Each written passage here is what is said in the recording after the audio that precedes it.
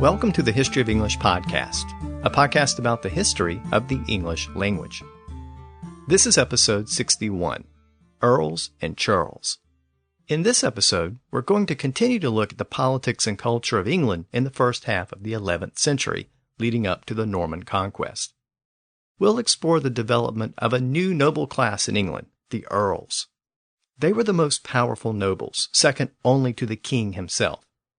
And with England being ruled by a Scandinavian king who was often out of the country, those earls were in a position to play an even greater role in English politics. We're also going to look at the Anglo-Saxon commoners, the peasants who worked in the fields and on the farms. These people were sometimes known as Churls, and we're going to look at their life in the countryside. So we'll examine the many Old English words associated with farming and the rural life in England. But before we begin, let me remind you that the website for the podcast is historyofenglishpodcast.com, and you can always reach me directly at kevin@historyofenglishpodcast.com. And I'm on Twitter at EnglishHistPod. Now this time, we're going to continue to draw a little closer to the year 1066. And I want to begin by emphasizing that the Norman conquest didn't just change England politically and linguistically. It also rearranged the social and economic system. The Normans brought the so-called feudal system with them from France. That included many of the things which we associate with medieval England, things like armored knights and massive castles, the code of chivalry, and a highly regimented social structure. By this point in our story, that system was already in place in much of the old Carolingian Empire, basically modern France and Germany. But the situation was a bit different in England. Now, from a modern perspective, the two systems look very similar. Both had a class of unfree slaves or serfs. Both relied upon peasants to do much of the hard work and labor. Both had a warrior class, the knights of the feudal system and the thanes of Anglo-Saxon England. And they both had a class of nobles and lords. But if we look a little closer, we see that the English system was a little more flexible. It was a little easier to move from one class to another on that side of the channel. But it was still very regimented, and Anglo-Saxon law treated people within each class differently. The wergild or man money that had to be paid for the commission of a crime varied depending on the victim's class. The penalty was much greater for killing a warrior or thane than for killing a lowly peasant, and the penalty was greater for a peasant than a slave. So those social classes mattered. And before we move on to the Normans and the feudal system, I want to take this opportunity to examine the Anglo-Saxon system, which was soon to be replaced. And I really want to focus on the people near the bottom rungs of that ladder, the peasants.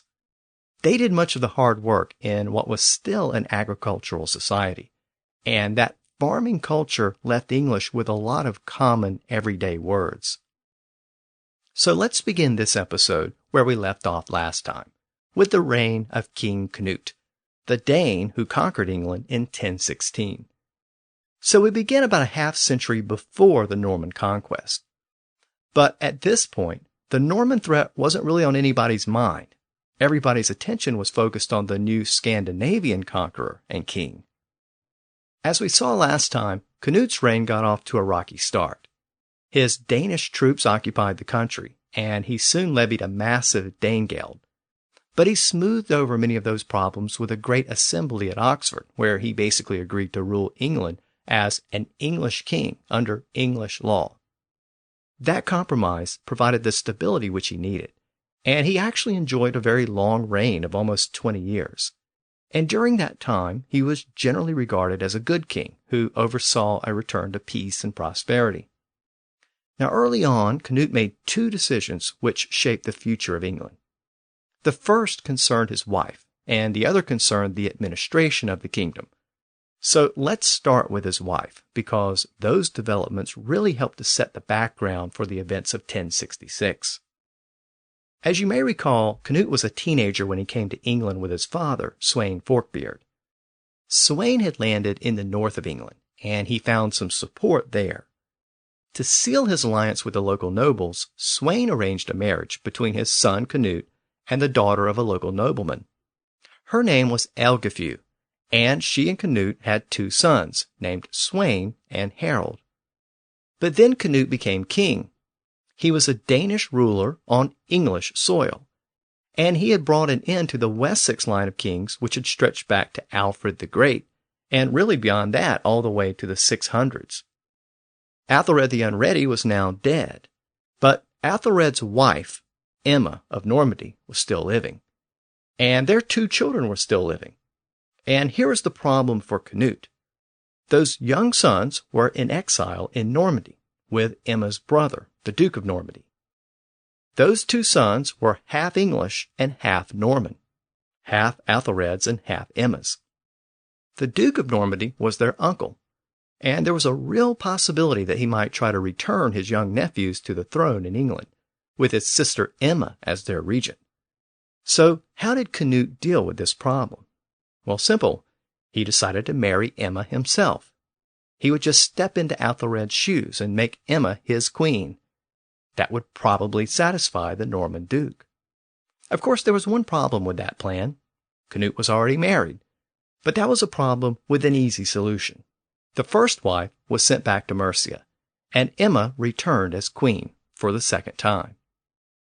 This type of arrangement wasn't really that unusual in the Middle Ages. It was quite common for a conquering king to marry the widow of a deposed king. It provided a connection to the prior regime and a degree of legitimacy. And in this case, it solved the Norman problem, and Emma appears to have been receptive to the arrangement. Better to be the queen and retain her estates in England than be a former queen in exile, dependent upon her family in Normandy. So the marriage was quickly arranged, and that left England with a Danish king and a Norman queen. And that's really the key going forward. From now on, both the Scandinavians and the Normans will have claims to the English crown through Canute and Emma. And those claims won't be resolved until back-to-back battles in the year 1066. Shortly after that marriage of Emma and Canute, a child was born to the marriage named Harthacnut. And being a child of this official union, Harthacnut was considered to be his father's successor. Whenever Canute's reign came to an end, Harthacnut would just step right in as the new king. But as we'll see, it didn't work out that way. So if you're keeping track, we have 5 children here with some claim to the throne at Canute's death.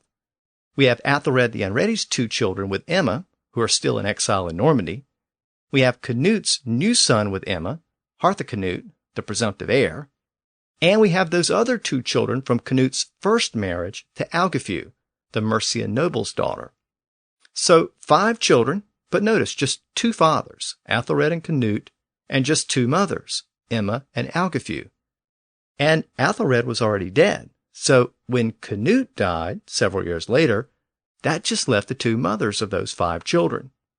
And ultimately, those 2 mothers fought each other behind the scenes to determine which of those 5 children would be the next king.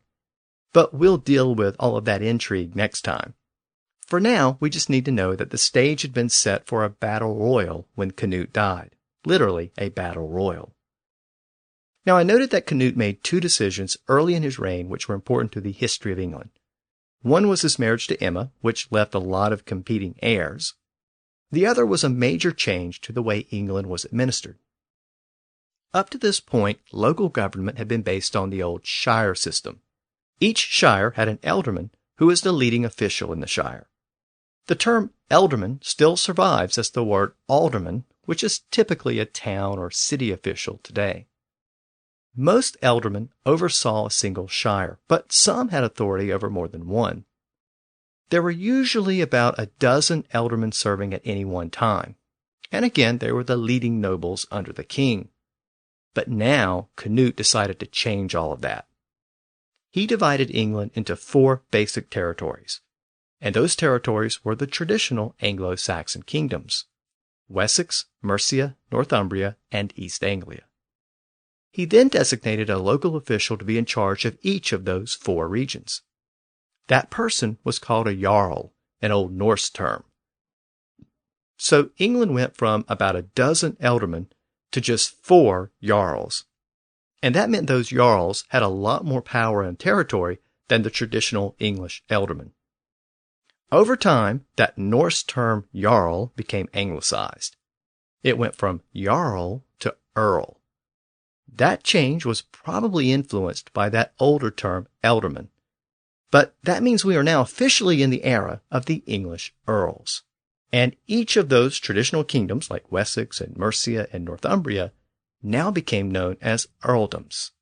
So that very English term Earl is actually a Norse term.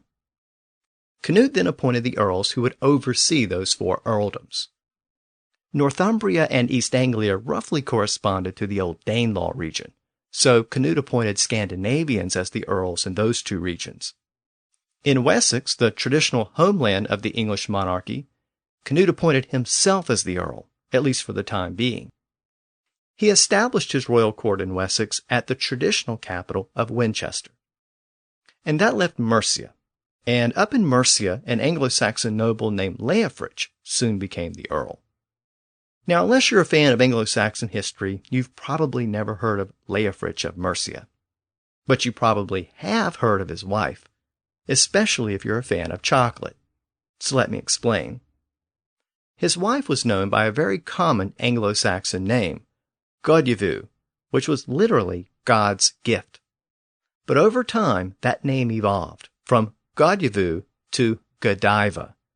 And this is the same Godiva whose name and likeness was later appropriated by the famous chocolate company.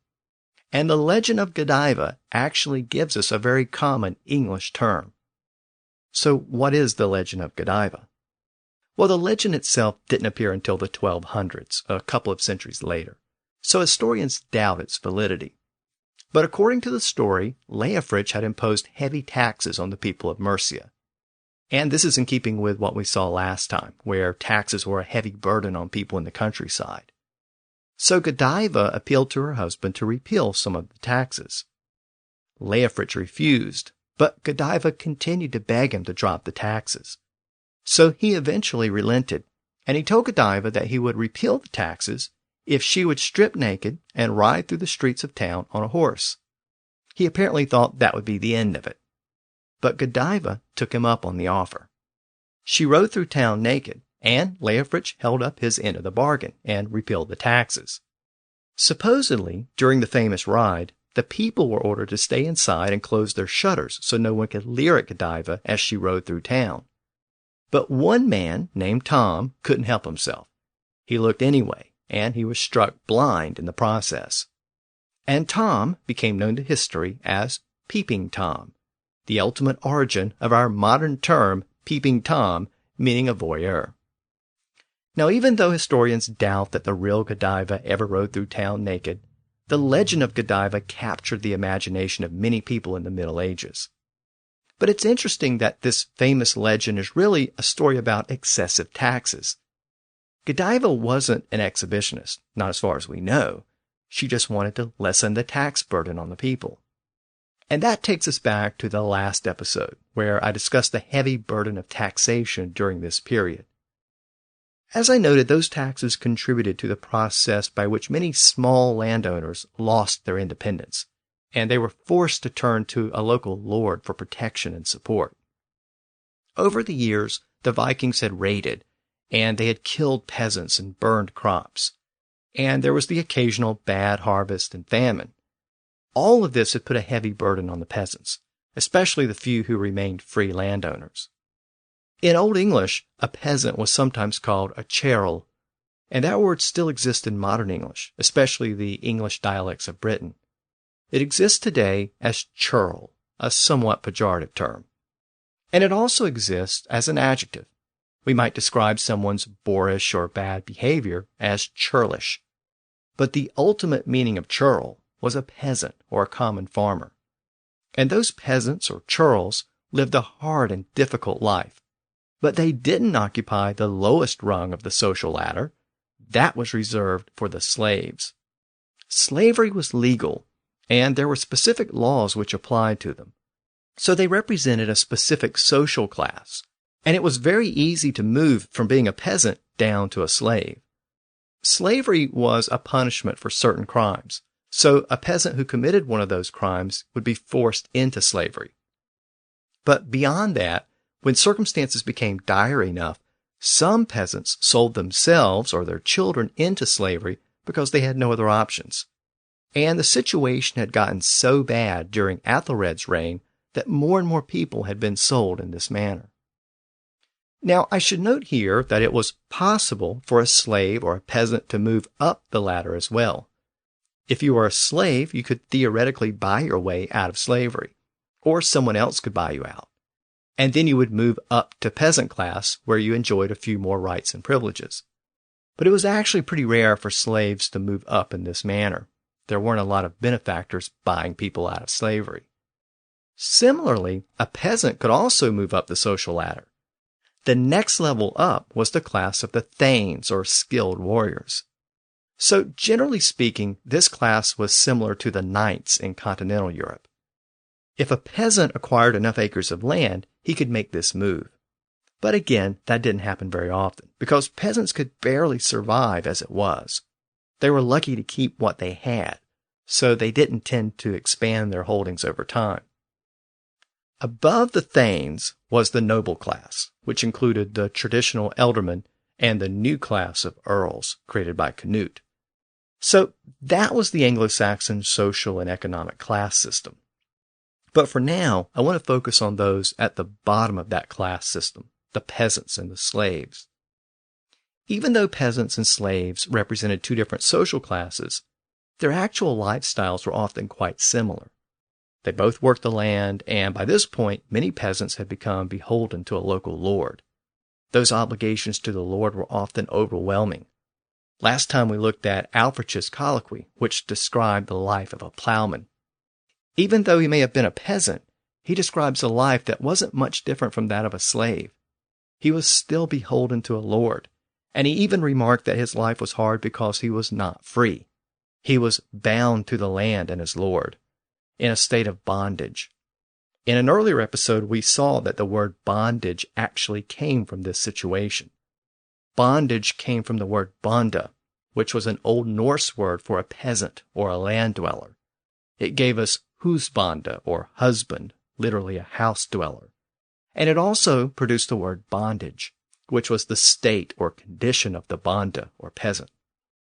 At one time, there had been a lot more free peasants who farmed their own land. They had used primitive plows, which barely broke the top layer of soil. But by now, in the early 11th century, all of that had changed. The heavy wheeled plow had made its way to Britain. It dug deep into the earth, and it allowed for better yields. But it required a team of 8 oxen to pull it, and no peasant owned 8 oxen. It was also incredibly difficult to turn the plow at the end of a row, so it really required large open fields. So the Anglo-Saxon peasants had started to pool their oxen and their land together. Cooperative or common fields were now the norm. The peasants would share their oxen, and they would dig very long rows so the plow didn't have to be turned as much. And each peasant would take a certain number of rows, and he could keep the yield from that strip. In many cases, the farms were adjacent to a manor house where the lord lived, and this was increasingly the norm. The lord gave them protection from Vikings and other marauders. In those cases, the peasants kept what they produced from their own strip of land, but then they had to turn around and pay large sums to the lord in exchange for the right to farm the land and in exchange for the lord's protection. And they also had to work the lord's lands for 2 or 3 days each week, depending on the time of the season. So it was an incredibly tough life. The peasant may not have been a slave under the law, but he wasn't really free either. Despite the difficult circumstances, the peasants produced the food which fed the nation. So they played a very important role in Anglo-Saxon society. In Alfred's colloquy, the teacher asked a student playing the role of a king's advisor, "What are the most important skills to have?" The reply is, "Earth-tilth, forthum se earthling fetus el." Literally, earth-tilling, for the earthling feeds us all. First of all, note that Alfred uses the word earthling for plowman. It's literally an earthling, one who works the earth. In an earlier episode, I noted that plow was actually borrowed from Old Norse. So the word plow hadn't yet entered the West Saxon writing dialect which Alfred used. So a earthling was a person who worked the earth or land. And notice what he calls that process.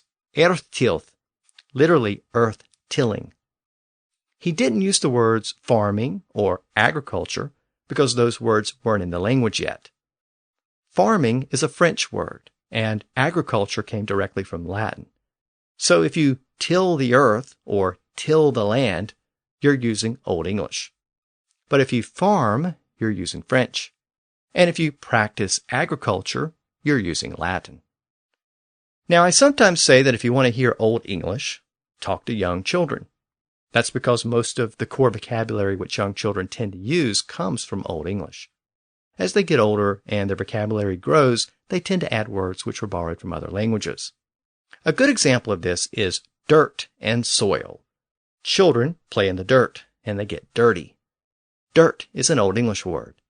But adults plant flowers and trees in the soil, a French word that came with the Normans.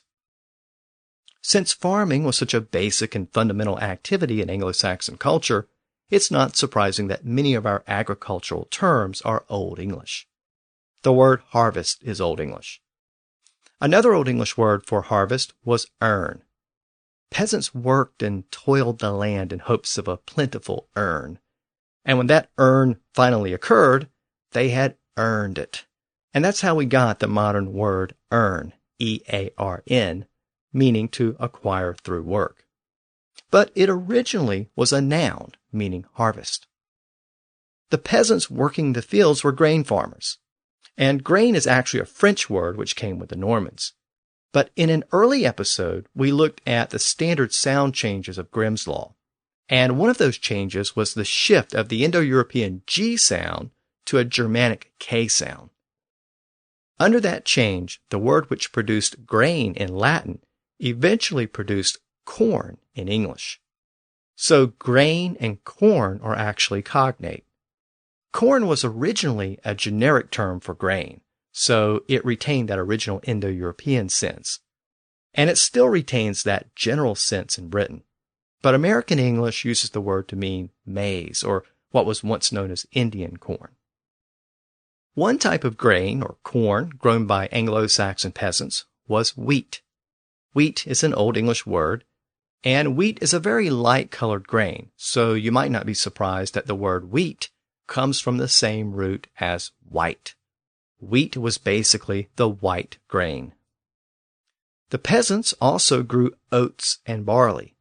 And again, both oats and barley are Old English words. An oat was ate, and oats were aten. Barley was bear. Something that was barley-like was barely, originally an adjective. But over time, the adjective barely replaced the noun bear, and that produced the word barley. But before that happened, a place where you kept or stored cut barley was a barley house. It combined the words bear, meaning barley, and ern, meaning house, and it produced the Old English word bear-ern. But over time, that compound word got compressed into a single syllable, and bear-ern became barn. So, believe it or not, barn was once a compound word meaning the barley house. Once those grains were harvested, they were sometimes ground into meal. Grind is an Old English word, unrelated to grain, by the way. Grind has an Indo-European root, which also gives us Old English words like grit and gritty, referring to small particles. Of course, in the American South, people eat grits, a type of ground corn. But grits goes back to Old English, where it was gruta. Ground grains were often used to make a thick porridge, which people ate. This same grainy Germanic root word was used by the Franks across the Channel in what became France. And their version of the word passed into French, where it produced the word gruel, a common word for that type of thick porridge in the Middle Ages. The food also existed in Anglo-Saxon England. The Old English version was gruta, And over time, English adopted the French version of the word, which was gruel, and the original English word gruta became grout. And we still use that term grout to refer to the thick paste or mortar which you use between tiles. This same grainy Indo-European root word also passed into the Celtic languages spoken in Western Europe before the Romans arrived. And I don't get the chance to mention Celtic root words very often because there aren't very many of them in modern English, but the Celtic version of this root was gravo, and French borrowed that Celtic or Gaulish word, and it became gravel. So all of that means that grind, grit, grits, gruel, grout, and gravel are all cognate. In addition to that root word for grinding, there was another Indo-European root word which meant to rub or grind or make soft, and that root is also common in modern English. That root was mela. In Old English, it produced the word meal, which meant ground grain, and we still have that sense in words like oatmeal and cornmeal. By the way, the word meal, as in we had a large meal, is unrelated to this word for ground grain. The word meal, as in lunch or dinner, evolved out of another Old English word during the Middle English period. Since both words are pronounced and spelled the same way today, a lot of people think they're closely related or cognate, but they're not. Of course, if you need some oatmeal or cornmeal, you might go to a mill, a place where grains are ground. So a mill, M-I-L-L, makes meal, M-E-A-L. Both of those words are cognate. The word mill, M-I-L-L, existed in Old English, but it originally came from the Latin version of that original Indo-European root word. It was one of the earliest words borrowed from Roman traders by the Germanic tribes many centuries earlier. That Latin root also produced later English words like molar, the back tooth that grinds food. And it also produced the word mallet, a tool that's used to pound or grind materials into smaller bits. Now, when these grains were ground down, they were sometimes steeped in water, and that produced the word malt, another Old English word likely from the same root. If those malted grains were fermented, it produced ale, another Old English word.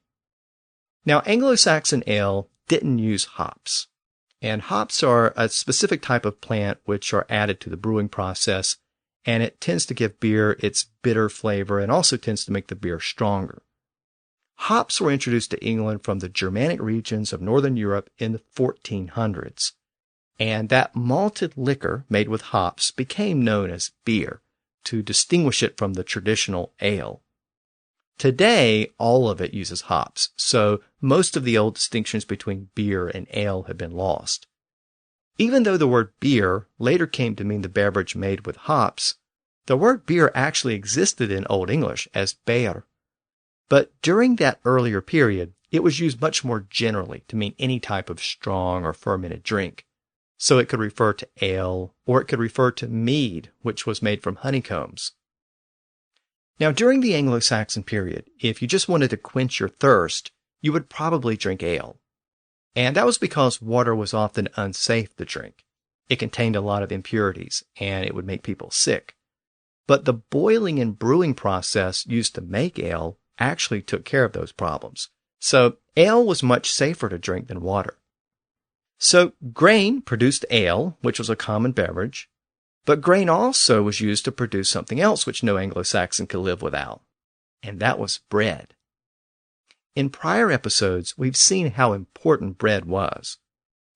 People didn't have access to a lot of meat, so they really relied upon bread, and bread could be baked year-round, even in the middle of winter when there wasn't a lot of other food around. Now, going back to Alfred's colloquy, he included a baker as one of his common people interviewed by the teacher. And the colloquy gives us a picture of how important the baker's job was in Anglo-Saxon society. The teacher asks, Baccara, wham frameth otha whather, we bultante mechon lifa dreagan. Baker, how does your skill benefit us, and how can we live our lives without it? The student, playing the role of the baker, replies, Je machen dir zum Fachbulten no longer natural. You can live without my skill for some time, but not too long, nor too well. Solche Bultenkraften minen, because without my craft, elch bed empty beauty sewen. Literally, each board empty be seen. But it means each board or table will appear to be empty. So without the baker's skill, everyone's table will be empty, and people will struggle to live. So bread was a fundamental part of the Anglo-Saxon diet. We've seen before that the Old English word for bread was hlath, which became loaf. And that word produced the compound terms loaf guardian and loaf maiden, which became lord and lady over time. So given our overall theme of Earls and Churls, here we see how grain and bread led to the words which we use for nobility. Lord, lady, and loaf are all cognate. I can even make a connection between bread and the legend of Lady Godiva. I noted that she rode through town on a horse while she was naked or nude. By the way, naked and nude are cognate. They both come from the same Indo-European root word. Nude is the version which came in from Latin, but naked is the word which came in through Old English. So, as is often the case, we have two different ways of saying the same thing, one Latin and one from Old English. The Old English version of naked was nakud, and just as today, it meant bare or uncovered. Well, that same Indo-European root word passed into Sanskrit, where it became nagna. It was a common practice among the early Indo-European settlers in Central and South Asia to cook meat by covering it in hot coals and ashes. But bread had to be cooked on top of the coals, so it was uncovered. And that Sanskrit word nagna, meaning uncovered, eventually produced the word naan for a type of bread prepared in India. So naan is actually cognate with the words naked and nude. They all refer to some state of being uncovered. So that's the connection between Lady Godiva and bread. There's another linguistic connection between bread and nobility if you think about it. Those people at the upper echelons of society are sometimes called the upper crust. One theory about the origin of that phrase, upper crust, is that it was customary to serve a full loaf of bread and have people tear off pieces when they ate it. But commoners weren't supposed to touch the portion of the bread which the noblemen ate.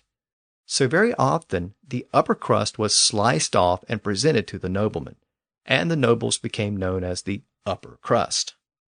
Now, frankly, I'm a little skeptical about that theory because the term upper crust as a synonym for wealthy or powerful people didn't occur in writing until the 1800s, so its origins are probably much more recent. But either way, we still associate bread with wealth and power. Think about our slang words for money, words like bread and dough. You got any bread on you? Well, let me borrow some dough. So there's still a connection between bread and money. Of course, if you get a good job and make some dough, that makes you a breadwinner. Now, I should note here that the term breadwinner also dates to the 1800s. But it uses the term winner in its original Old English sense. And that's why the term breadwinner may seem like an odd expression today. It didn't mean that you won some bread in a contest. The word win is an Old English word, and it originally meant to labor, toil, or work at something. So if you're a breadwinner, you're a person who strives or works hard for bread, both in its literal sense and in its figurative sense as money. Over time, the word win came to refer to the hard work or struggle associated with a fight or a contest with another person. And that led to the modern sense of win, meaning to be successful and achieve victory. So the Old English word for bread was loaf. But the word bread did exist in Old English. The history of the word bread has generated a lot of debate among scholars because a version of the word existed in both Old English and Old Norse. But the meanings were different in each language. The Norse word brauð meant bread, but the English word bread meant a small bit or piece of something. it probably came from the same root as the word break.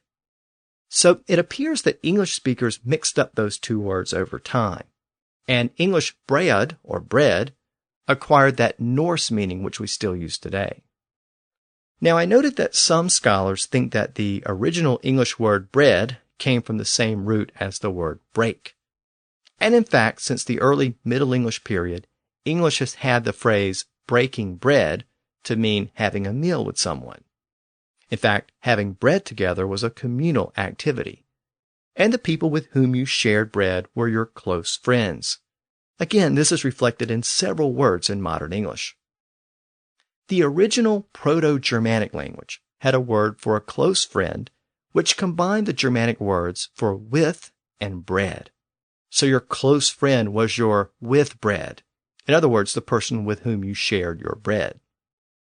The word was rendered in Gothic as gahliaba. Now that Germanic word for a close friend never made it into Old English, but it did make it into the Frankish dialects. And from there, the Romans picked it up. And very often the Romans would take a Germanic term and do a direct translation into Latin. And that's what they did here. The Germanic word meant with bread. So they took the Latin word for with, which was cum, and the Latin word for bread, which was panis, and they put those two together. The result was the word companion. And the Normans brought that Latin word with them to England, where it entered English shortly after the Norman conquest. So your companion is literally the person with whom you share bread. Of course, a group of companions is a company, using those same two root words. And again, company came with the Normans. In addition to that compound word, which meant with bread, the original Germanic language had another term with a very similar meaning. This other term meant with food. So it's the same basic idea. It just used the word for food rather than the word for bread. The original Germanic term was gamaten. Ga was with, and maten was meal. Again, this was your friend or companion. But over time, the ga part at the front was dropped, and that left maten, which became mate. So your mate is literally the person with whom you have food or have a meal. Now, this word came into English during the Middle English period from the Germanic dialects around the Netherlands and northern Germany. That same Germanic word did pass into Old English as the word meta. And in Old English, meta meant a meal. One type of food served at a meta was animal flesh. And by the 1300s, that word meta had come to describe the animal flesh consumed at mealtime. And that gave us the word meat. So if you have meat with your mate, you're just using two different versions of the same Germanic word, a word which originally meant a meal. Meat is the native English version, and mate is the version borrowed from the Germanic dialects of Northern Europe. Since food was scarce in Anglo-Saxon England, most people only ate one big meal a day. It was typically in the afternoon, so it was basically the equivalent of our modern dinner. In the periods between that large meal each day, people didn't tend to eat very much. They slept at night and worked most of the day. But they did usually have a small meal or snack to get the day started. This smaller morning meal was called the Untermete, or the Morgenmete. It was literally the morning meal. Morgen was morning, and Undern was just another word for morning. And again, we see meta being used as the word for a meal. So this small morning meal broke up the long period between dinners when there wasn't much to eat. That meant that the people were basically fasting between those larger afternoon meals. And that morning meal broke up that daily fast. So by the 1400s, that morning meal became known as the break fast, or breakfast. It literally meant the break in the daily fast. Now, as we've seen, grain farming was a basic activity of Anglo-Saxon peasants, but they also raised livestock. Livestock not only provided meat, it also provided dairy products like milk and butter. And not surprisingly, milk and butter are both Old English words. Of course, larger animals were used as draft animals to pull wagons and plows. Those large animals included cows and oxen. Again, those are Old English words. We've seen oxen before. Cow was coo in Old English. Calf and bull were also Old English words. So you can see how these common words for animals were inherited from the Anglo-Saxons. Another common animal kept by peasants was the pig. And during this period, pigs in England were dark and hairy. They actually resembled wild boars. The primary Old English word for a pig was swine, which is pronounced swine today. They also had the word sow, and just as a cow was coo, a sow was a soo. Interestingly, the most common modern English words for this animal are not attested in the surviving Old English writings. Today we call this animal a pig or a hog. Both words are attested in very early Middle English, but not Old English. However, most scholars don't think those words came in from French. They were likely words which existed in Old English, but they just didn't get captured for posterity in the surviving text. Now, the earliest use of the word hog in the 1100s includes references to not only pigs, but also young sheep and horses. So, hog was originally a word for young animals of all types, especially farm animals, and it was later restricted to pigs. But that original sense of the word as a young animal survives in the phrase, to go whole hog. The hog here is actually a young sheep. So let me explain. Peasants didn't really like having to shear young sheep or lambs because their fleece was short and it was difficult to cut. So a lot of times they didn't even bother to shear them when they were young. When they did decide to shear them, peasants would usually just keep it simple and remove what they could. But sometimes the peasant actually expended the time and energy and sheared all of the wool off the lamb. In that case, it was said that he went whole hog. So again, the word hog was being used in its original sense as a young animal, in this case a lamb. Now, sheep were by far the most common animals kept by Anglo-Saxons. England was famous for its production of wool. So, not surprisingly, words like lamb and sheep were both inherited from Old English. A group of sheep was a flock, another Old English word, likely related to the word folk. So a group of people were the folk, and a group of sheep were the flock. A flock of sheep might also be called a herd, and the person who looked over the herd of sheep was the sheepherde, or sheep herder. And over time, sheep herder was shortened to simply shepherd. As I noted, England developed a very lucrative trade in wool and textiles, so cloth and fabrics were common commodities. Within most households, the women and girls did the weaving and sewing. They couldn't just go to a store and buy clothing or other fabrics. They had to make it themselves. So as we might expect, a lot of common knitting terms also go back to Old English. These include words like sew, weave, braid, and yarn. Weave comes from the same root which gives us web, as in a spider web. The root of weave also passed through Dutch and gave us the word waffle, a type of food with a back and forth pattern on it. The Anglo-Saxons also gave us the word knit, which comes from the same root as the word knot. And that silent K at the beginning of knit and knot was actually pronounced in Old English, and that's why it's still there in modern English. Speaking of knit and knot, we also get the word stitch from Old English. It derives from the word stick. Just as today, stick could be both a noun and a verb. You could stick someone with a stick. And the puncture wound was called a sticha, or stitch. That type of puncture tended to create sharp pain, and that stabbing feeling was also called a stitch. Sometimes, if you laugh too much, you get a pain in your stomach, and that led to the phrase, "he had me in stitches," which uses the word stitch as a type of pain in its original sense. Of course, the process of sewing requires a needle to puncture a piece of fabric. So the resulting loop or connection was called a stitch. And by analogy, it was later applied to a surgical suture. So today you might need stitches for a bad cut. Again, most of the fabrics produced by Anglo-Saxons were dependent upon sheep. And as I noted, sheep were often allowed to roam in common pastures and fields. Grazing animals usually fed themselves, but sometimes the peasants had to cut down or mow the fields for hay. And of course, they had to cut down the crops when they were harvested. The original Indo-Europeans had a word for this process of cutting grass or grains. It was called may, and it led to the Old English word mow. And it also led to a word for a pasture covered with grass which is cut for hay. That word is meadow. So mow and meadow are cognate.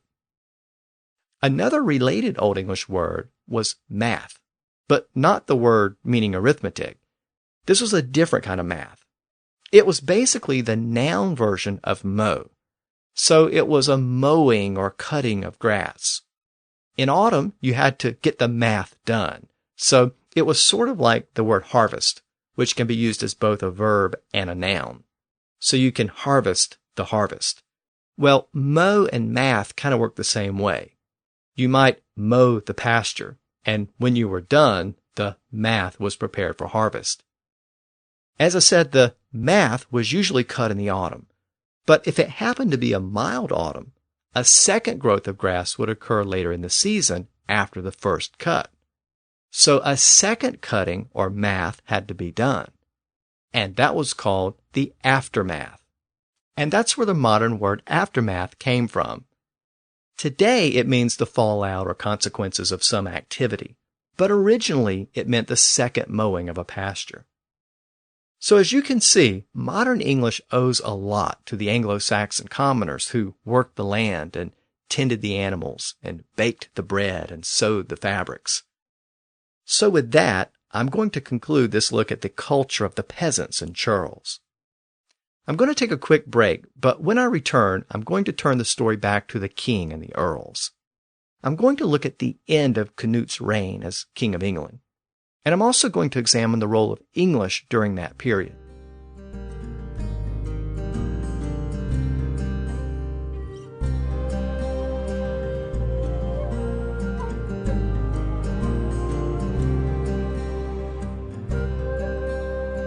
In the second decade of the 11th century, King Canute began to consolidate his power over England, and that power soon spread beyond the shores of Britain.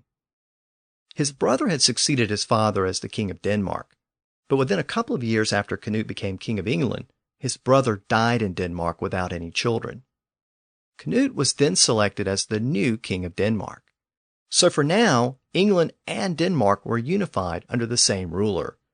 And this was a crucial development. Canute now ruled Denmark, where much of the Viking activity in England had originated. Since Canute now ruled both nations, he put an end to those Viking raids. England soon enjoyed an extended period of peace, and that peace meant that the Danegeld didn't have to be raised on a regular basis. All of that contributed to a renewed period of prosperity in England. Despite his power and influence, Canute wasn't content with just being the King of England and Denmark. Later in his reign, he added Norway to his kingdom, and he even ruled part of southern Sweden and a region of northern Germany south of Denmark. No Scandinavian leader had ever amassed that much power and prestige. This is actually an important point in our overall story for a couple of reasons. First, it meant that England was very much in the Scandinavian orbit at this point. Given all of the Viking activity in England over the past few centuries, and the settlement of Danes and the Danelaw, and the prominence of the Old Norse language, England was already within that Scandinavian sphere of influence. Despite the complicated history, the Anglo-Saxons had a great deal in common with the Danes and other Scandinavians. Think about a poem like Beowulf. It wasn't about the Franks or the Germans. It was about the Danes and the Swedes. And think about that ship burial at Sutton Hoo in the Scandinavian tradition. In many ways, the Anglo-Saxons felt a closer connection to the people on the other side of the North Sea than they did the people on the other side of the English Channel. And that was certainly true in northern England, where Scandinavian influences were greater. Sweyn Forkbeard had been welcomed there from Denmark with little opposition. So the Anglo-Saxons accepted a Danish king in a way that they probably wouldn't have accepted a French king or a German king. And we actually have some proof for that. Just a few decades later, William would arrive from Normandy, and he had to brutally suppress opposition to his rule. But Canute was accepted as an English king and ruled as an English king with a large degree of popular support. There's no doubt that language was a factor here. Canute and his Danish supporters spoke Old Norse, but as we've seen before, they could probably communicate with the native Anglo-Saxon nobles without too much difficulty, especially in the north. Even though Canute was a Danish king, English continued to be spoken at his court. Again, this is in stark contrast to William. After William's conquest, he imposed the very different French language as the official language of England. So even though Canute wasn't English, he was embraced in a way that William never was. And Canute embraced English culture. But that influence worked both ways. Over time, Scandinavian influences became more apparent in England as the country was slowly integrated into Canute's Scandinavian empire. Now that influence had always been strong in the north, but now there's evidence that it was moving south, well beyond the traditional limits of the Danelaw. As we saw last time, a gradual migration was underway within the country.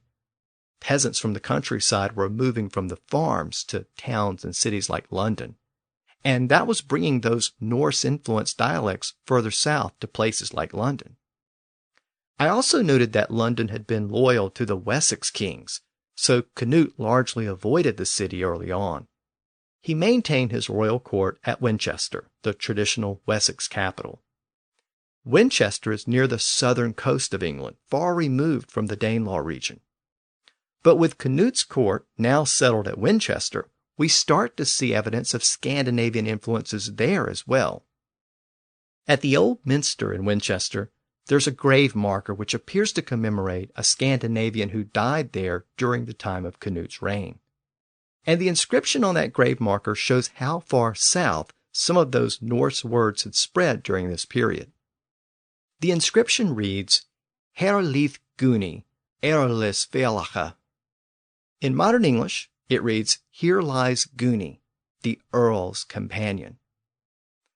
The first two words are Herlith, which is here lies.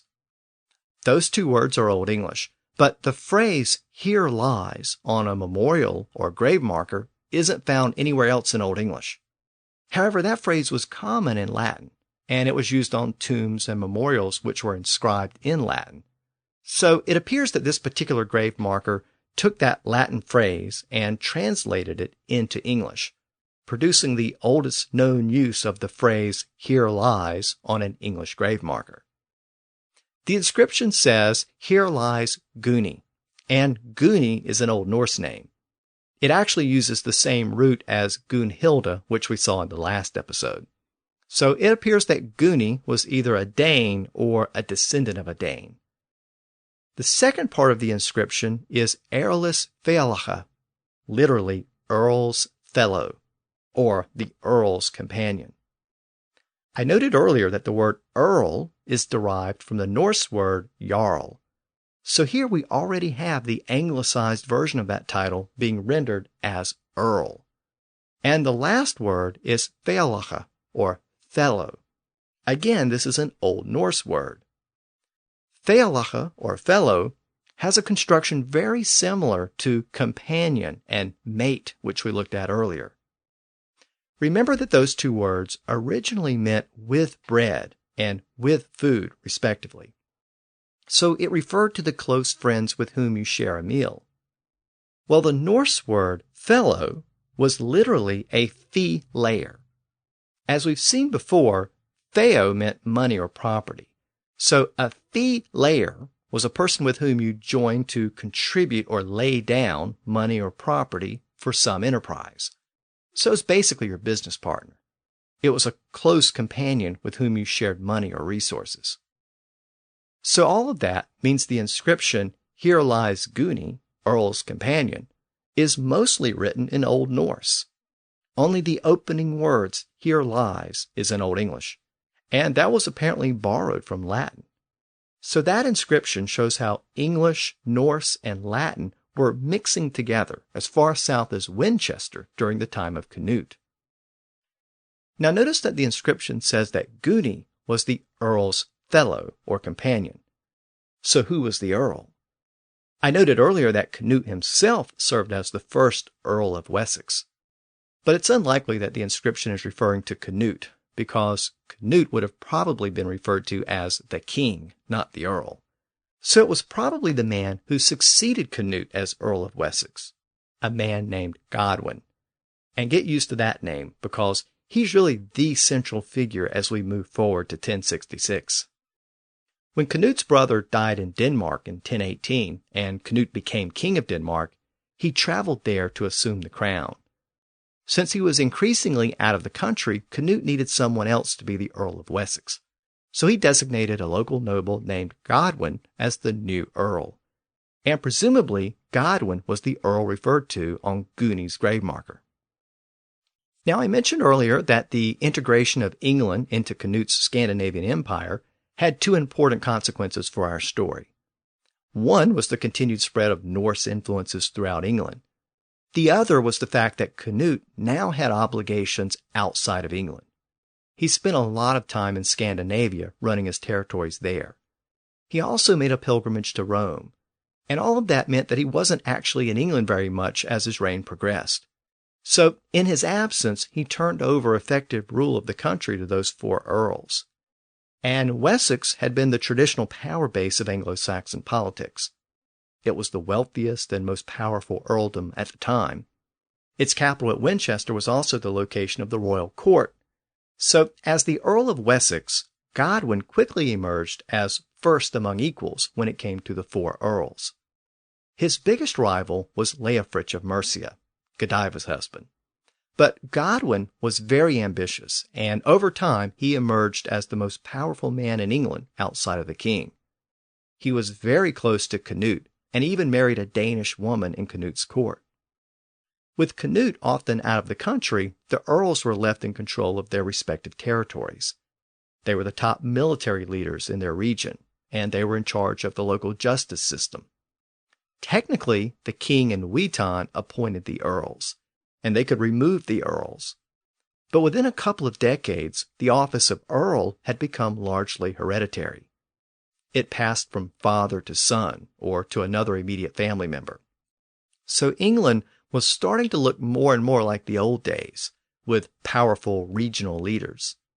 But make no mistake, the earls didn't have independence. As long as Canute was around, the interest of the king was always paramount. Of course, things changed after Canute died, but for now, Canute kept those powerful earls in check. Everyone ultimately had to answer to Canute.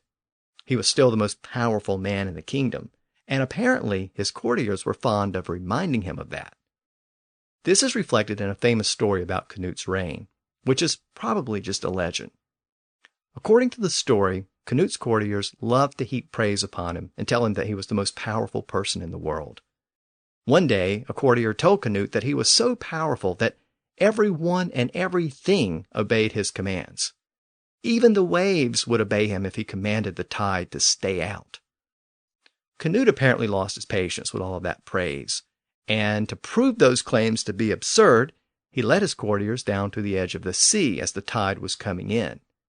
He sat down in a chair near the water and ordered the waves to retreat. But of course, the tide came in anyway. Canute then turned to all of the courtiers and reminded them that even the power of a king was limited. And as powerful as he was, his power was nothing compared to the power of the tides, which had been set in motion long before he was king and would continue long after he was gone. It's said that Canute never wore his golden crown after that day. Now, this story was probably designed to illustrate that Canute retained his modesty and humility in spite of being the most powerful leader in Northern Europe. But ultimately, he was right. Those tides did continue after he died. And that death came at the age of 38 in the year 1035. While 38 wasn't exactly considered young at the time, he certainly could have ruled a lot longer. And it's always fun to speculate about what might have happened had certain events never occurred. And for centuries, scholars have wondered what England would look like today if Canute had ruled for another decade or so, if his succession had been better planned, if the power of earls like Godwin had been kept in check after Canute died, if all of that had prevented William from launching an invasion from Normandy. Of course, the answer is all speculation, but many scholars think England would have become much more integrated within Scandinavia over time, and it would have avoided all of its complicated entanglements with France over the next few centuries. All of those changes wrought by the Norman conquest would never have happened, and England might very well be viewed today as a Scandinavian nation. And certainly the English language would be very different today. But of course, that's not what happened. Canute did die at the age of 38, and his succession wasn't well planned. And all of that did lead to the ultimate invasion by William in 1066. So next time, we're going to see how all of that played out.